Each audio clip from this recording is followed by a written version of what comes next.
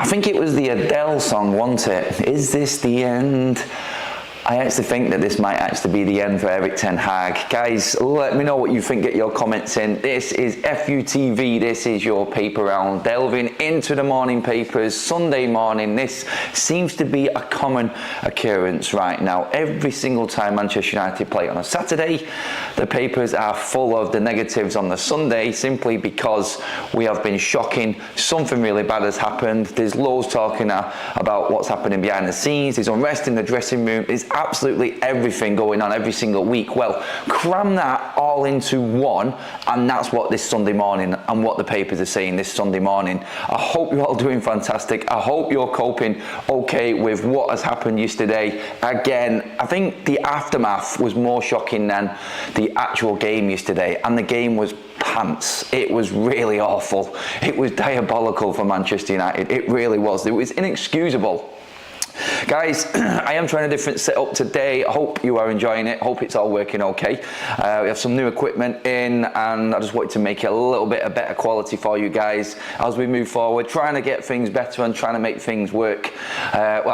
Trying to just give you guys a better experience. As we get better, as we grow bigger, we enhance the channel and we grow it more, and that's what I'm trying out for the first time today. So give me your feedback. Hopefully it's all coming across okay for you guys. Everything is clear, the sound is good, and everything is okay. I can see your comments coming in on my screen here, so make sure you do get your comments in. Make sure you please give the video a like, and obviously if you are tuning in for the first time, make sure you hit that subscribe button also. On the paper round, I'll put in all the information that's going on, some of the headlines. I haven't got the papers with me today, but I've got the headlines in front of me, and I'm obviously going to put across the bottom of the screen what is going on and certain topics that are happening right now. But yeah, I mean, looking at what is going on right now, please excuse my voice as well. It is full on Barry White mode right now, and I think it's just because of the game yesterday. Like, I was watching that game yesterday and it was absolutely shocking. Like, I lost my plot again. Like, I'm just sick of it at the moment, and it's ridiculous. I will give a shout out to Stockport for promotion yesterday. I'll give a shout out to Wrexham as well for them getting promotion, both getting promoted to League One. Massive congratulations. Local team as well in Stockport getting promotion, so shout out to them. I can see all of your comments, guys, so get them coming in. Let me know what you think. I'm going to go straight into what is happening with Manchester United. Obviously, after yesterday, me and Jay were talking last night. Thanks for tuning into that show, guys. We had over 200 comments after the show had finished, as well as all of the live stuff, and it was going off last night. But what happened just as we were finishing, which I did not know about, was Ten Hag storming out of the press conference, having been asked a question regarding Manchester United's form, their position, what could possibly happen to Manchester United after this season is finished, if we in fact do finish in our worst Premier League position ever. I've been warning about it. I've been talking about you guys about it. People have been taking it somewhat seriously, but more now because we are 7th on goal difference behind Newcastle United. West Ham played today and could knock us down to 8th. That's out of Champions League, Europa League and Europa Conference League positions in the league. We are 4 points worse off at this stage than we was when David Moyes was in charge of Manchester United. Erik Ten Hag, when asked this question yesterday in the press conference, stormed out, citing it's not important and that's not a question that really matters right now. Well, Erik, I'm sorry, it really does matter right now. The walls are closing in on Erik Ten Hag right now. You cannot walk out or storm out of press conferences.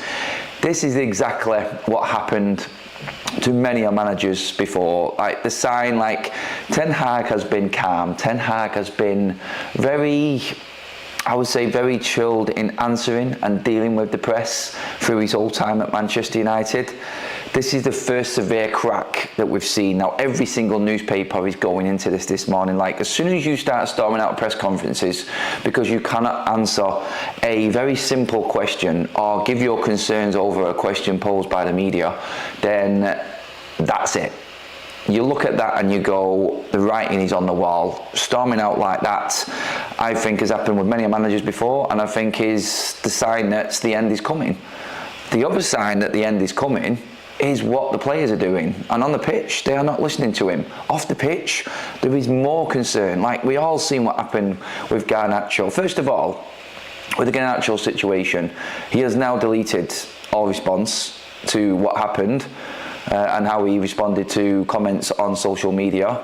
It's stupid anyway from Alejandro. Like, the club need to be on top of these players when it comes to social media. Like, there needs to be some form of it's not so much an education side of things, but they need to be taught how to handle certain things. Like, you've got a man who's at his wit's end right now in trying to figure out how to sort Manchester United out. The manager is trying absolutely everything, and because he does something, and I don't think he was throwing Alejandro Garnacho under the bus in what he said, he was explaining why he made substitutions. He also explained in the substitution factor why he did it, because Garnacho was struggling. He had 1 day training this week. No one's picked up on that. Everyone's just for some reason gone in deep saying Ten Hag's thrown Garnacho under the bus, a player that's done loads for him this season and given him everything. Ten Hag explained why he brought Garnacho off. United fans can understand why Garnacho was brought off the pitch. Garnacho was crap. Let's be honest, Garnacho was awful in that game yesterday. He wasn't tracking back like he usually is. Maybe he's just a little bit worn out. Ten Hag trusted in him to start the game. He thought, you know what, we'll put him in, he's going to be okay, he's managed it before, but maybe the end has come. Maybe one training session this week, because he is absolutely knackered, was too much for Garnacho to get the best out of him in this game. And the signs were there, they were clear.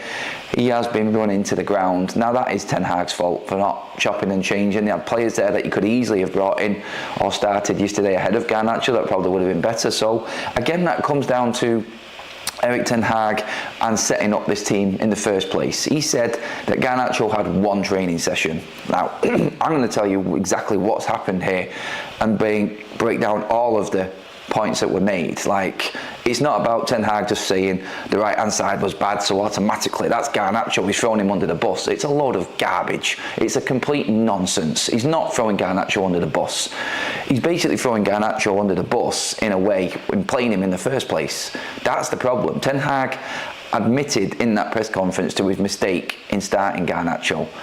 And for Garnacho to spit his dummy out afterwards, which is what it was, I love Garnacho, but son, seriously, get yourself in line, know your role and know where you are in this Manchester United side.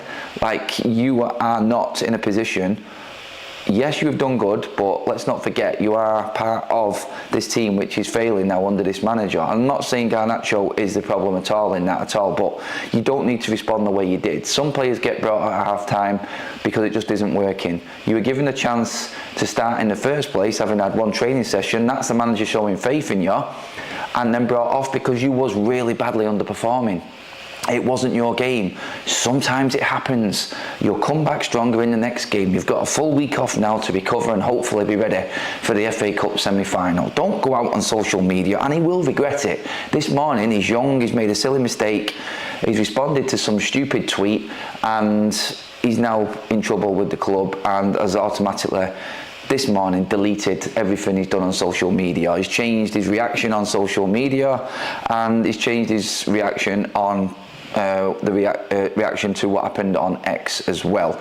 So that is where I see it. Ten Hag admitted in that press conference he made a mistake to me.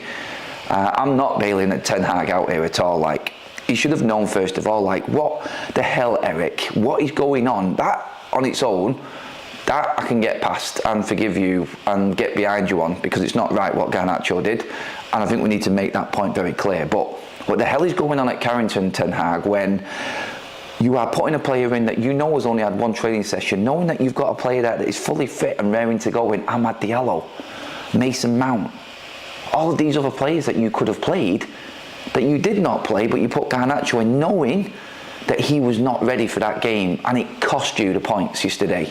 That's Ten Hag's fault. We were talking in that game yesterday, and there's guys in the chat right now, and I can see them. I will come to your comments in a minute, guys, as well, don't worry. We were talking yesterday, like, it's not Ten Hag's fault that players are not tracking back, players are not putting the effort in. Well, we didn't know that Ten Hag knew that Garnacho had one training session this week. And let's not forget, Manchester United didn't have a game in the week. We had a full week preparation for this game against Bournemouth. We're playing late on the Saturday. Full 6 days break. and Garnacho's trained once. Now, straight away for me, there's a red flag. There's a big red flag in that there, and I am looking at that seriously, and I'm going, right, okay, in a week when we really need the points, in a game we really need to actually make a statement and come back and have a reaction to poor performances the previous weeks, do we want to have a risk player on there that isn't fully fit? Ten Hag, his coaches and his medical team, his fitness team, whoever it is at Manchester United, at Carrington, in not making that decision on Garnacho and passing him as fit when he clearly from the get-go was not, that's on Ten Hag and his team. That's bad management. That is a ridiculous call. In terms of what he said and why he did it at half-time, that's him owning up to him making a mistake. So you can forget about all of the absolute garbage that people are talking about regarding throwing Garnacho under the bus. Garnacho's reacted because he's young, he's immature in this situation, he's not used to being brought off at half-time, he's had a great season, all he's known is everyone lauding him and giving him all of this praise. He's had his first real come down yesterday because the manager's brought him off at half-time because he was having a stinker. Deal with it, he will learn from it, he's made a mistake, and I'm sure he will get back in training this week, get his head in gear and get back to it. But that's not on Ten Hag for what happened after the game. Like, Ten Hag was doing his manager's job in bringing Garnacho off, and what happened in the second half? Manchester United were more solid. I'm not letting him off. Like, he should have known this from the start, and we would have probably been in front at half-time, or definitely not losing the game at half-time. But what my issue was as well is, like, I just think, like, if, and we've said this all along with Ten Hag, have you got the balls to make the big calls? That was a ballsy call in bringing one of the fans' favourites off at half-time when you've got Marcus Rashford on the other side, Casemiro in the middle, seasoned professional footballers on massive amounts of money that are staying on the pitch. When you've got the likes of Mason Mount, Christian Eriksen, sat on the bench, Amad Diallo sat on the bench. You had 3 players there that could have played in that game against Bournemouth yesterday in them positions where them 3 players that failed in Garnacho, Casemiro and Marcus Rashford, you could have played them in them 3 positions and left the other 3 on the bench if they weren't fully ready. And that's the argument that every United fan is using right now. Garnacho is not a problem. Ten Hag taking Garnacho off is not a problem. It's a problem because Marcus Rashford's on the other side of the pitch getting away with blue murder. That's the problem for Ten Hag, and that's what he's caused himself in the selections he's made in backing Marcus Rashford in the first place and playing the big name players and not giving other players a chance. Like, what the hell is going on with Christian Eriksen? Like, the guy's not in form, but he hasn't lost all ability to play football all of a sudden. He's just sat on the bench twiddling his thumbs at the moment. What's going on there? Like, this is like the decisions, and these are the conversations that are going on in the fan base now where people are like, Erik, I cannot defend you. Like, I've tried to balance the start of this video out by saying that Garnacho was the immature, petulant one in all of this. But the reason that it's been brought up and hyped up to a certain level is because of everything else that Ten Hag has done. He has built the platform for everyone to go in on him today and yesterday, and that's why he stormed off in that press conference. I think in the back of his mind, he's sat there this morning having his cornflakes or whatever, his croissant. It's there, croissant gate is there. It's about him realising the mistakes he's made and then rectifying it. He doesn't do it. He doesn't do it enough. That's what will get him the sack. Not player power. Him buckling to player power is what will get him the sack. The fans, I think, would be massively on board with him if he acted on certain situations. Everything went wrong for Ten Hag when he played Marcus Rashford at Wolves. That's when everything went wrong. And you can say the results, and that game went well, but Man United nearly blew that game. The Wolves game was a Bournemouth game, except Bournemouth hit the woodwork. Bournemouth couldn't shoot anywhere 2 yards either side of Andre Onana. These games are happening all season, like the win, the draw against Liverpool, the win over Wolves, the win over Luton. That was Bournemouth, that was Fulham. These are games that United have got away with. And people are holding on to them and saying, look at what's happened in 2024. Look at the form Manchester United have turned things around. Ten Hag has said himself in press conferences and post-match interviews, look at our form, it's miles better. We are showing resilience. We are a team that never says never say die. It's wrong, it's false. Black and white. Table never lies. 32 games, worse than what David Moyes was. Minus goal difference. That tells you a lot. And this myth about 2024 being a turning point for Ten Hag, yeah, you can look at it and go, yeah, at the start of the year, first couple of months it was fantastic. And this is like agenda driven again. You could say you could build up the stats to fit whatever agenda you want. It's like right now Man United have got 1 win in 5. And people will say, well, you're only looking at the last 5 games. So I did a little bit of research myself and I digged into this a little bit deeper. So I went back 7 games and it's 1 win in 7 in the league for Manchester United. That's concerning alone. And then you go in, right, Adam, let's bring back the start of 2024 when we were winning a few games in a row. And we did win 4 games in a row. So I went back and I dug in a little bit deeper. And Manchester United have 6 wins in 17 games in the league. You cannot defend that. That's not building a stat agenda against Ten Hag, for or against even. Like you could say, at that spell we was 4 wins out of 4, why is no one talking about that? Let's realistically look at near enough half a season, 17 Premier League games, 6 wins. Is that fair? I think it's fair to go 17 games back. I think that's a good sort of time scale. You're going back nearly 5 months of Premier League games there. So, can you argue for Ten Hag? Can you get behind him when he says we are showing resilience? Our form is changing. It's not changed. It's not. Luton, lucky. Wolves, lucky. Moments. Nothing to convince anyone that we are working well as a team, and nothing to convince anyone that Ten Hag is getting more out of these players. Ten Hag has come out, and I'm going to come to the comments now on this one, and he's told you, he's told me, he's told every Manchester United supporter, you have to be patient. I'm what? I'm sorry, Erik? I have to be patient. Okay. 2 years in, worst ever Premier League season. Yeah, you can cling on to a Carabao Cup win if you want, but there is no progress. It's regression and regression and regression. Every single player is getting worse. I just want to make a big shout out quickly before I move on to the comment section about Bruno Fernandes. Yesterday, that was a man that stood up and was counted. I don't care what anyone says. Like, his form has been poor. I've said that. He's one of my favourite players. I'm not going to hide away from that factor. I do like his attitude. I love a player with his never say die attitude. Even when it's going wrong, he doesn't change his game or shy away from what he is and why Manchester United bought him, which was that risk-reward type of player. He would work great in other teams, Bruno Fernandes, and yesterday he was the one player in that forward line that shone. He shone out the midfield and the forwards.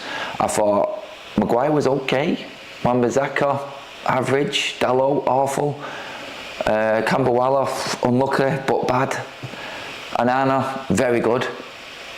2 players I managed to pick out the team that managed to scrape a 6 and a 7 out of 10. And I just wanted to make a point, like Bruno Fernandes has been getting a lot of crap, and a great piece from Henry Winter as well yesterday. And shout out to Henry, who has been made redundant by the Times. Like, that was shocking news yesterday. One of the best journalists that there is in this country. Fantastic. And I think he responded to everyone else's tweet yesterday, or his response to his tweet when he announced it, even mine. And that shows you the character of the man. But he did a great tweet yesterday. Just go and look at his tweet on Bruno Fernandes and his performance yesterday, and what he means to this Manchester United side and the bigger picture. That is what a proper journalist is. That's a man that's got around and watched a lot of football. So credit to him, credit to Bruno Fernandes. But back into your comments, guys. There's loads of them, and I'm sorry I've not got to any of them yet. I'm just going to scroll right up to a midpoint here.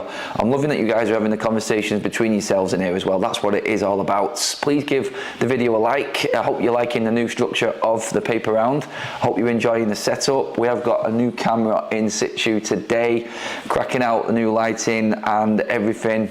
I hope you're liking the little info bar at the bottom as well. It's just little enhancements we're making all of the time, and hopefully it is looking good for you guys as well and you're enjoying it. Erik more media nonsense. Press conference was already ended. When question was asked, I've seen it in full. He's still got to answer that question if he's accepting it, Ted. I mean, you can defend him on that, and Kaz said that as well. It looks like he was ready for getting up, but still, you cannot ignore a question once you've accepted it. Like, to walk off and not answer it, that's out of order, and it does look like the end is nigh. It really does. As part of the warm-up to each match, it should be stated that monetary player value, each club have 2-2 against Bournemouth, and they had a full week for restoration and prep for that. Not sure where you're going with that one, Mike, there. Like, again, going into the fact that we've had a full week's preparation. He tweeted about Garnacho being thrown under the bus by Erik Ten Hag. Right, okay. Eriksen is done now, Adam. No, he's not done for one game. Like, everyone's saying that Eriksen is done. He's not. Rashford. Would you rather have Eriksen on the pitch or Rashford? Do you know what I mean? You could have easily put Ahmad out on the right-hand side, Garnacho on the left-hand side. Or you could have had Ahmad, Mount, Rasmus, and then Eriksen next to Bruno Fernandes. Like, Eriksen on that pitch, and it's a small pitch at Bournemouth, holding in front of the defence, I thought was ideal yesterday. Rashford is not performing good enough, Lee Dixon says. He brought Mason Mount for 60 million and doesn't know where to play him. Another mystery. David says, I don't often agree with Redknapp, but Casemiro did look like he was playing in Soccer Aid. That was a great liner. Redknapp's going to live off that one for a while. Well, trust me, it worked for him in that moment, and yeah, he doesn't say much right, but he's definitely going to live off that one, I can guarantee it. Sorry, but Erik Ten Hag is a terrible manager. He has turned every player against himself, one by one. From Louise. Frank Davison, are we not being led to believe Barada will not tolerate players that have succeeded after 2 seasons? So if that's true, he will clear out the squad. Erik Ten Hag is horrendous and has to be sacked. Cheers, Graham. Very recreational and naive. Andrew Short says, it's one mistake after another with Erik Ten Hag. Been here nearly 2 years with 2 summer transfer windows. Do United sack him now or leave it until the season when he will definitely go? End of the season when he definitely go.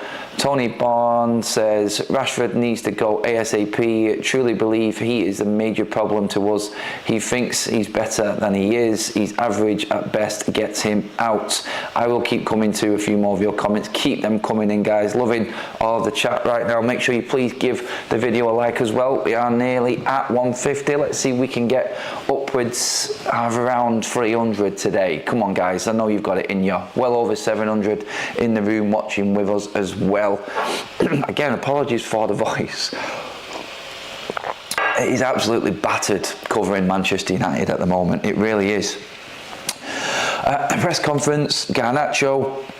Another issue that Ten Hag has got, and clear problem, and a lot of the media have picked up on this as well, and it was reported last night from the MEN and a lot of other sources, and I did some asking around as well, contacted the Muppeteers as well, who everyone knows is well connected, just checked in with them because they retweeted something that someone put out regarding Antony's situation yesterday. Akash with a super chat quickly which says players need PR coaching on using social media. It's sad but it's true. Yep, I agree. It is. So I contacted the Muppeteers last night and just asked them, and I said, do you feel like there is any just in this, any credit in this statement that's come out? And their words back to me was, the guy is a solid guy, like well known, and then the MEN jumped onto it as well. And it was the fact that it was stated by Manchester United that Antony was injured or wasn't picked because he wasn't available for the last training session. To me, that looks stupid. Like, it looks like Garnacho's made the last training session just so he's available for selection, and then he's been picked without any thought of his fitness or where he's actually at in being ready for this game. It looks like Antony's been training all week, and then the mystery came about yesterday, but reports have said that Antony is frustrated that he isn't going to be picked for the team, or wasn't going to be picked for the team, and that certain other players, we don't even need to say who it is, we know who it is, are just walking back into this team after underperforming. It's like, I think the issue with Antony is that he was fully ready, fully fit and raring to go, miles in the tank. Marcus Rashford was injured against Liverpool, or injured at Liverpool, and was just brought straight back into the team. Wasn't even a consideration. Like, Antony apparently has seen his arse with playing time and other players being selected ahead of him, and this has all been brought about by Ten Hag again and his favourites. Marcus Rashford will destroy another manager. He will. Like, I am sick to death of looking at the man mopsing around that football pitch. I am. Like, if you've got the likes of every single former Manchester United player going in saying there's a problem, every pundit, every football fan, every opposition fan, everyone's saying what Ten Hag can clearly not see, or he is just ignoring in playing Marcus Rashford on the pitch. Like, Rashford and Aaron Wan-Bissaka on the same side. He's mind-boggling, like, why he would even think that that would work. It really is confusing to me, like, how he thinks that works for Manchester United. A player that's not naturally left-footed on the left-hand side with Marcus Rashford, who really can't be arsed tracking back and gives you nothing defensively. Funny enough, we weren't beaten that much on that side, but hey. And our fit Marcus Rashford strolls into the team ahead of Antony, and that's what the headlines are. Like, they were all over social media last night, and the MEN started reporting on it as well. And like I said, I looked into it a bit more, and it is from a genuine source and is a genuine thing. Like, more leaks coming out of Manchester United. Like, right now, I'm looking at Manchester United under Inos, and nothing has changed. Like, whether or not it takes a pre-season, like, it shouldn't. Like, Inos are in situ now. These leaks need to start stopping. They need to start answering to fans, Inos, as to saying why everything is being leaked out of this football club. It's embarrassing for them already, and they've still not been here 4 months yet. So where is the problem? It's quite clear. Inos sort this issue out by getting rid of certain players. We know who these players are that leak things out. It's quite clear who are leaking out these issues at Manchester United. Now look, Antony, not many people like him anyway. They don't think he's good enough. It's fair enough and a fair comment after what he's produced this season. And you can't disagree with that. He's been crap.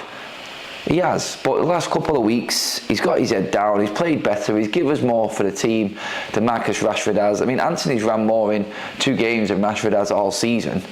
Like, I mean, you can count up the yards and guarantee it. Like, Antony's tenacious. He may not have an end product. He may not have many tricks. He may not have, he's got tricks, but they don't work. Like, but he may not be able to run past a man. He may not be everyone's cup of tea as a forward. Doesn't cross the ball, always cuts in, one trick pony and all of that jazz. But what he does do is give you a lot more effort. And I think with his performances recently, he thought and was encouraged that there may be a chance for him. And then for a half-fit Marcus Rashford to stroll straight back into the team, he's seen his arse, and that is another problem. And that is now something that Ten Hag has to deal with. So again, on a Sunday morning, everyone going in on the manager, everyone going in on the players and the club and how Manchester United are being run, and they're having to sort out issues everywhere again. Like we talked earlier on the start of the show, if you are just joining us now, about Garnacho's situation, that now has been all deleted and hopefully put to bed. I put it down to a petulant player being brought off at half time, and Ten Hag dealing with a situation that he created himself in starting Garnacho in the first place. And he got that wrong. He tried to sort it, and again, it's backfired on him. An issue before the game again with his team selection is Antony. 2 players not happy because of situations that Ten Hag created before the game. The management, the preparation, everything that's involved in a match day Before the game he said we weren't prepared enough for the first time we played Bournemouth this season at Old Trafford. And you clearly weren't prepared again for the second game. It's criminal how it happens twice, isn't it? Like, it is ridiculous where United are at right now. It really is. And for him to come out and say the fans need to be patient, it's obvious. It's not. We're not having that. Like, that for me is another nail in the coffin for Ten Hag. Almost at the 200 like mark, guys. Please keep liking the video. Wayne says Rashford just looks like he doesn't want to be there. Is Ten Hag the only guy that can't see that? Rashford would struggle in Division 1 and United give him a mega contract. Frank Davison, Antony on the left yesterday and Ahmad on the right surely was worth trying. Can't have been any worse. Overrated Rashford, sell him. Mabiza. Rohit says Erik Ten Hag should be more authoritative in dealing with everything. Felix says, I agree and feel the same when I see the smug gets name on the team sheet, that being Rashford again. Philip says, is this the United of Carlos Tevez, Rooney and Ronaldo where effort was barest minimum? How have we fallen so low to Rashford's level? Yes, again, that is, like I said it last night, I said go and watch the Champions League games from this week and then you will know exactly how far Manchester United have fallen. It's clear. AF Training, welcome to the Members Club. Thank you so much. Guys, if you do want to be part of the Members Club, then just drop down the bottom of this screen. Is the join button, or you can drop into the description. There is a link there to be a member. Also in that description is a link to SofaScore, app score that gives us all of the apps yesterday, all of the stats yesterday on the game, the best football app out there. Drop in the description below, click on that link. It's completely free. It all helps the channel going forward. Much appreciated. If you want to do something to help the channel for nothing, just click on that link and away you go. Download the app, completely free. Best app out there for all of the stats and football team information. A super chat in from Tom Toms. Thank you, Tom. 5 managers all began by saying we need a clear out and it never happens. Whoever gave Rashford this new contract should be exposed and fired. He's gone, mate. Myrtle, Arnold, they're all gone and just left us with him. That's who decided on this contract. They're the people that were in charge who were dealing with it, and they have now left the football club. You can see why. Inos are doing right in the people that are leaving the football club. They're changing everything up and it's the way it should be, but you've still got to look at it and go too little too late, really, from the football club, and we are still going to have to deal with Marcus Rashford. The Sun are saying that PSG don't want anything to do with Marcus Rashford. That's another headline in the papers this morning. No rush for Marcus. I think it was no rush, no rush or something like that in the Sunday Sun this morning. That PSG are in no mood or don't want to go anywhere near Marcus Rashford. And you can't blame them, can you? Like, we were hoping that something might happen with Marcus. We were hoping. I said when the incident happened in January, when everything started going wrong, I said to everyone on the stream, I said, look, the best thing that can happen right now is, I know Marcus isn't going to leave in January, but what can happen is he can sort of hold out a little bit, maybe get a little bit of form, and still add a little bit of value. That's the best thing that can happen. So I'm just turning my heating off, but it's just burning my back. Hold out a bit of form, grab a bit of value, and then we can maybe sell him in the summer. Well, it now looks like Marcus Rashford has no chance of leaving Manchester United, and nobody wants him, and nobody wants a player on that sort of money who's going to demand that amount of money performing the way he is. And that again is more bad news for Manchester United, I feel. I don't think anyone in their right mind would go near Marcus Rashford right now, and you can't blame them, can you? You really can't. Wayne says, Inos or Glazers need to put a statement out regarding Ten Hag, Adam. The pressure that guy must be under is crazy. I mean, you do feel sorry for Ten Hag, don't you? He's going to be sat there this morning with his wife and his family, and he's going to be in pieces. Like, he's another manager that Manchester United have absolutely destroyed. Absolutely destroyed. Like, these players are... I'm run out of words to describe these players. I really have, and they will surely, when they retire, these players, they will look at what they've done to managers. They will look back on their careers, hopefully, and go, wow, I was bad, I was wrong in what I did. And I hope that's what happens, and I hope they regret it, because they have killed careers in managers. We've had some of the best potential, the best that there was, multi-time winners at this football club who have all failed because the playing staff have got control over what happens at this football club. We are a shambles of a football club, we really are. Manchester United are not appealing to anyone, and how Ineos turned that around, I do not know. But in terms of making a statement, like, back him, come out and publicly back him, I mean, that's usually, in football terms, the end of a manager, isn't it? Like, the public backing that you would get, everyone knows it, it's like, he's finished, it's the kiss of death. The owners have come out and said that they are right behind the manager, it's not, he's gone. Instantly, that is like, see you later, jobs are good, and thank you for your time. But like, they've said nothing. No one has said anything regarding Erik Ten Hag, and it is a big concern for him. Like, and I did a video 2 weeks ago, I think it was now, when I was looking at the health of Ten Hag and how he's physically deteriorating under our eyes. Like, he's looking horrible. Like, he looks like he's worn out. It looks like this club has taken its toll on him, and I know it happens to all managers. It's a very stressful job. But right now, Manchester United, Ten Hag, I think it's at the end. It's the complete and utter end for him, and I don't see any way back for him. There is no way back for Ten Hag. I think Romano put out a tweet last night saying, look, it's all based on results going from now to the end of the season. No, it's not. The results are done. Like, he can win the last 6 games. It's not going to matter. He's not going to get in the Champions League. He's not going to get there now. We're 10 points away from 5th and 4th, so 10 points away from both Villa and Spurs now. Not one of them, but both of them. So, and played the same amount of games. So, yeah, it's done. Like, to not pick up 1 win out of the first 4 of the last 10 games available, the last 10 games to play after international break, like, this was the big moment. Everyone's back, let's go. And we haven't picked up 1 win in them first 4 games, like 3 points out of 12. I just said it then, it's 6 wins in 17, 1 win in the last 7. Jesus, I mean, that's a sackable offence for any manager at a so-called big club in any of the top divisions in European football.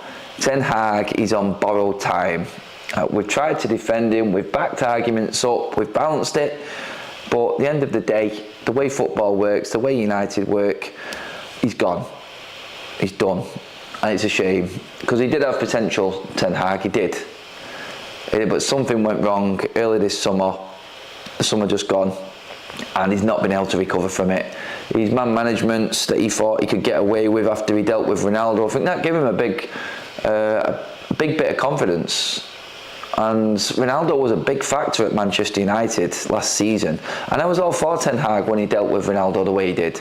I thought he was right, but what I think it did do was open up an avenue for other players to say, look, all right, that's how he's going to deal with a big name player. You would hope as a fan that that set the standard, and I think Ten Hag did what he did to Ronaldo and dealt with it the way he did, because Ronaldo was a disgrace in how he behaved, in my opinion. And the way Ten Hag dealt with it, you would hope as a football fan that that sort of like sent a message to the players in the changing room. It's gone the complete opposite way, because all them players now look at it is like, look, that influential player with standards, which Ronaldo has got, and I won't ever question Cristiano Ronaldo's standards in his own professional career. That player that had standards before is gone now, so we can do what we want again. It's the same thing, like, you look when Zlatan left Manchester United, a proper professional footballer of the highest quality that United had in their ranks. When he went, it went to shit. for Jose Mourinho. When Ronaldo left, Ten Hag, I think, thought he'd dealt with it, and that was a big moment. We got in the Champions League without Ronaldo, we won a trophy without Ronaldo, and everything looked good. And the players actually did the opposite. They took advantage of the situation and thought there's no one in there now that can set a standard that embarrasses us anymore when it comes to training, when it comes to football application, lifestyle. There's no one in the way now. And just look what happened. Look what happened over this season, over the last year, since Ronaldo left the football club. Look at what's happened with players and the issues that this club has had. What other club in the Premier League has had the amount of off-field antics and situations to deal with that Manchester United have? There's not one that can compare to this football club and what Ten Hag's had to deal with, and I do feel sorry for him. But the issues with results, and again him using injuries as an insult to excuse yesterday, it's not acceptable. It's not good enough, Erik, and you will die on that excuse sword. You will die on backing Marcus Rashford, and you will die in not giving certain other players a chance and an opportunity, and your favourites FC title will stick with you, and wherever you go next, whatever job you take. He will get another job, but it won't be in England. I don't think anyone will ever go near him again in the Premier League. Tom Toms with another super chat. Thank you, mate. I'm worried that Southgate will come in bad enough, in brackets, and on top of that, we'll say that he can get the most out of Rashford and Maguire. Nightmare. Well, I don't think we need to worry about Harry Maguire. I'm going to say this now. I think he's coming to an age where that contract, he's got one more year after this season. Next season's his last, and that's it, he's done. Like, you're not going to get a new contract for a 32-year-old centre-back at Manchester United. And not even Southgate could cling on to that. So, yeah, I think we've seen, I don't think, even if Maguire didn't go this summer, I don't think the end of Maguire is too far away from Manchester United. So, any fan overly worried about Maguire and Southgate coming in and trying to change that, I would say don't be, because he is going to be gone soon enough anyway. 250 likes, guys. We are almost at that 300 mark. That target that we wanted is nearly there. Everyone in the chat right now, please give the thumbs up to the video. Thank you so much for joining us, and make sure you subscribe as well. A couple more bits to go before we finish up though, so let's just go into a few of your comments before I do move on though. Ten Hag did his best but not good enough. Time to move on again, says Marta. Philip, he just throws himself onto the ground. Another Ten Hag travesty. I'm not sure who you're talking about there actually. Mark Gowers has just renewed his membership. Thank you, Mark. Brilliant. And he says, I like your more relaxed setup, Adam. Thank you, mate. This is good. I'll change it around. If you guys like this, I'll mix it up. Like I said, I've invested everything that we get from you guys back into the channel. Got some more expensive gadgets, like, trust me, it costs a fortune, it does, but I love what I do, and I love bringing you guys content, and everything that I do get, I just plow it straight back in. And I was like a kid in a sweet shop this morning and setting up all my new equipment just to try and make it that little bit better.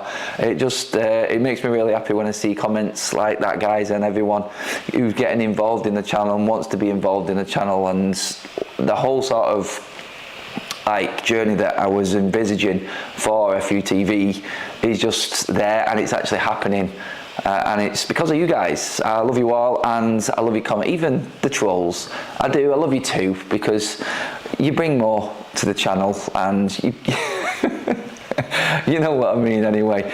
But yeah, I love it. I wanted to talk about this news at the bottom of your screen that's going across there, that's been reported in the Mirror, that Manchester United are praying, I would say, like, not hoping, I think hope is the wrong word, like they're praying that the Saudis come in and give them some value for the players that they've got. Because let's be honest, we've talked about Mason Greenwood, we've talked about Jadon Sancho, we're talking about Marcus Rashford in this show. Like, there's no value because they're crap and they've got baggage, severe baggage, in 3 English forwards that we've got at our football club. Who'd have thought that?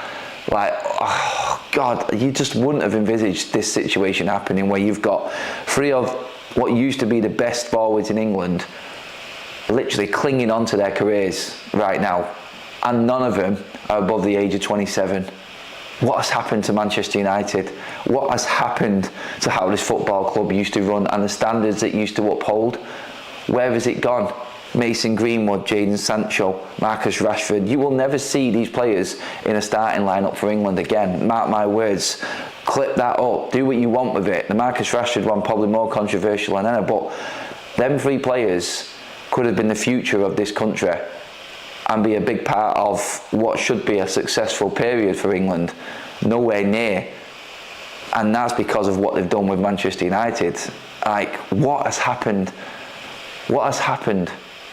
Like, it's just ridiculous how that quality of player, and we know they've all got qualities, have fallen off that way. United clinging on now to hope that Saudi Arabia and their Saudi Pro League come in and give United a little bit of value for players that are just dying and regressing at this football club. I mean, Varane's going to go for nothing. Like, hoping that the Saudi Pro League, the Murray saying is going to give money for Rafael Varane. He's going on a free, his contract's ended. So who's reporting for the Mirror? I do not know, but they've got that completely wrong, haven't they? That's back to front. First super sticker for AF training. Bring David De Gea back, sack off Rashford. I think Onana's doing all right now. I mean, I've been his biggest critic, but I think he is actually playing a lot better, so I'll stay away from him. But Varane's going for free. Sancho, I don't know what we're going to get for him. Greenwood, one struggling. Casemiro and Eriksen, are you serious? Like, you probably scraped 25, 30 million max together for Casemiro. Eriksen, 1 year left on his deal at his age. 5 million, 10 max. You look at Marcus Rashford, Mason Greenwood. Like, you had it all together, and this is crazy. This, like, when you think about it, I'm just going through my head there. Then when you look at them players, so let's go through them so-called big name players at United: Greenwood, Sancho, Rashford, Casemiro, Varane, Eriksen. 6 full international quality players, and Manchester United for 6 so-called first team players. I don't think you're going to be able to get 120 million for all of them combined. That's where Manchester United are at. That's where this football club is right now. And if you need proof that it has been run into the ground, if you need proof that this club has gone backwards and regressed beyond any level that anyone could have imagined, watch the standard of football in the Champions League that's gone through in the quarterfinals recently, and look where Manchester United are in performing and clinging on to a draw and hoping that a VAR decision was going to overturn a penalty before we lost again to Bournemouth, and they took 6 points off us this season. As well as the value of the current players that are in this squad and how we're trying to scrape a penny together to go and reinvest at Manchester United in the summer. That tells you exactly how far Manchester United have fallen. The papers are all over it, and you know what, you can't blame them. Like, Manchester United are big news, and when we are this bad and making headlines, like making it easy for these headlines to be written in the papers and all over social media, then they're going to lap it up. It's a free-for-all. Manchester United, you might as well put the badge logo on a punch bag and then just invite the world's media to come around and just take free hits at it. All of the fans, come in, you join the queue as well. We are Banter FC. I've got no comeback against any opposition fan right now. I can't go and talk to my city mates and hold an argument anymore about Manchester United. If anyone from the club actually watches any of the videos that we all do on social media, different Manchester United influencers, whoever it is, if they actually do watch these videos, then this is the message that we want to send out, is that Manchester United fans right now are being bantered beyond all belief, because everybody knows we have fallen and we have got no way of getting back up. Like, we cannot argue with any other football fan at the moment or put up an argument for Manchester United. We actually have to laugh along with them because there's nothing else we can do. If we argue against them and try and hold our own, then we just get trampled on. That's where this football club is at, and that's what position it's put the fans in. The fans have fallen out of love with the players. There's not one player on this team that the fans can jump to and say, we love this guy. I mean, the only players that I think are fully protected from that game yesterday of any critique at all, that I've not heard any crap about all season, is Willie Camberwella, because he's only just come through and he's a youth player, and Kobbie Mainoo. Even Garnacho is getting stick from Manchester United fans now. And that was before the game against Bournemouth yesterday. That's in his actual quality and in being overhyped. There are United fans that are finding issues in Rasmus Højlund now because his form is off. Finding problems in Garnacho. Because we are that bad, we think everything automatically has to be worse than what it is. And we're finding problems that are not there. And the fans are arguing amongst each other, trying to cling on to a simple little positive that, you know what, probably isn't there. The only positive in this football club, and I'll say it again right now, is our academy, and I hope this football club does not destroy their careers like it is a lot of other players at this football club right now. Like, we have bowed down to certain players and they are running the show. It's not on, and it will be the end of this football club. Speaking of the end, guys, that sums up the paper round this morning. Thank you so much for tuning in, guys. The new setup, I hope you loved it. Hope everything looked good for you guys. Loved all of your comments. Please get your comments in on the video afterwards. I will have a bit of time today, so I'll get through as many comments as I can from the show on your thoughts on everything that broke down with Antony, with Ten Hag, with Garnacho. I made some strong comments at the start of the video, so let me know what you think about them. I've loved all of your comments coming in. I can see them all. There was just way too many again today, guys, but I love that. That's how you know that we're actually working and everything is good. People are enjoying the content, and that's what I love as well. Give the video a like on the way out, guys. We did just pass the 300 mark. You guys absolutely crushed it. Thank you so much for tuning in, guys. I'll be back with the evening show, full-on interactive show later on this evening, guys, at 6:30. The Sunday show is back, guys. I will see you all then. Have a great rest of your Sunday.